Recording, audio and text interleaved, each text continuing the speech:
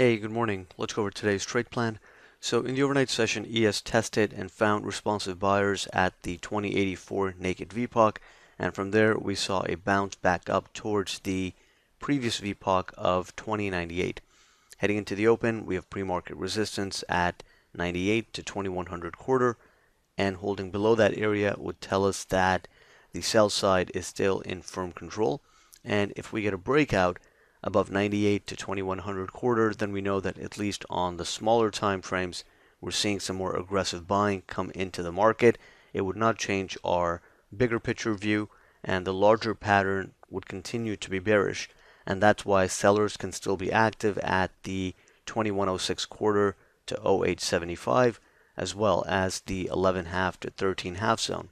In an overall bearish environment, any decent upside moves or breakout attempts tend to fail, and then the market can either start to balance again or even completely reverse back down, depending on the level of volume and volatility in the market.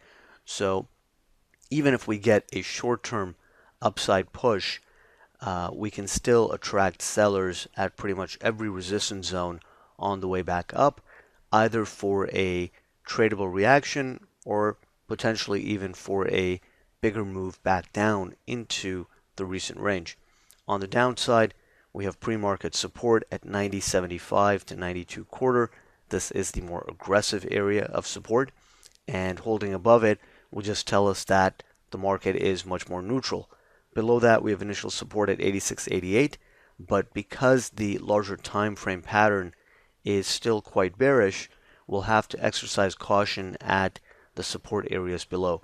And although responsive buyers can be active at 86 to 88, we would have to determine how the market environment is shaping up in real time.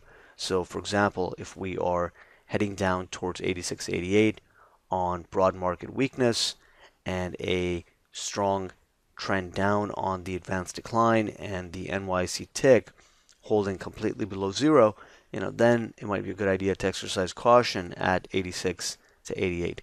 But if we're not really seeing a whole lot of downside momentum, or if we aren't seeing excess weakness on the advanced decline, then 86 to 88 is an area where responsive buyers could be active. So we need to see continued weakness in order for the market to break 86 to 88. Otherwise, perhaps we can start to balance again, and we don't necessarily have to continue breaking down in a very big way.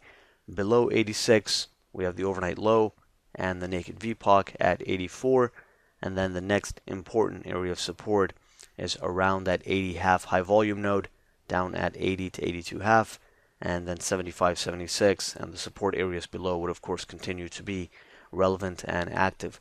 So right now, heading into the open, the main question is whether the buying that we've seen in the overnight session is signaling a short-term reversal, where we can perhaps now take out 98 to 2100 quarter and retest 06 quarter to 0875.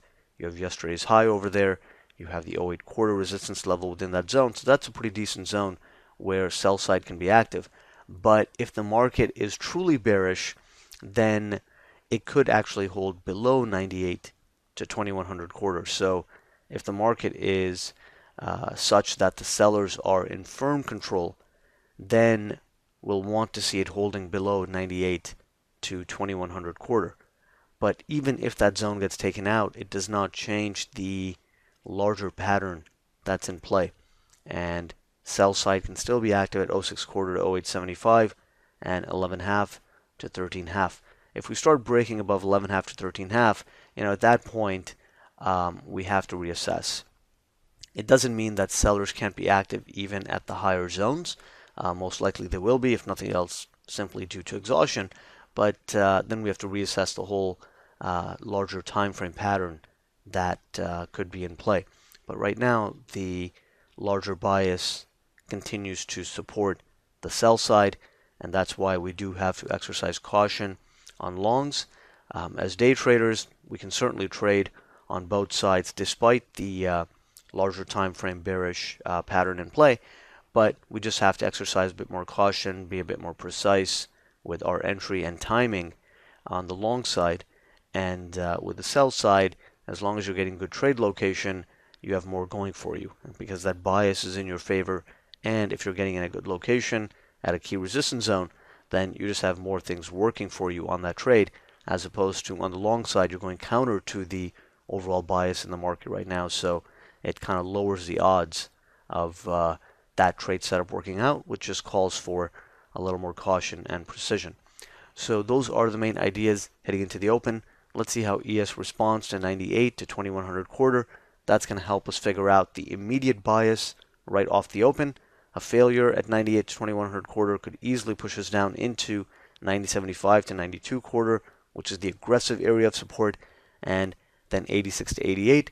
Depending on the response we get at 86 to 88, it'll kind of help us figure out whether we are now in more of a balancing phase or whether that larger bearish trend is now going to continue, and then perhaps we have to head even lower to attract the next set of buyers, and that could be at 80 to 82 or even 75 to 76. So those are our main thoughts. Let's see how ES responds to 98 2100 quarter, and we'll take it from there.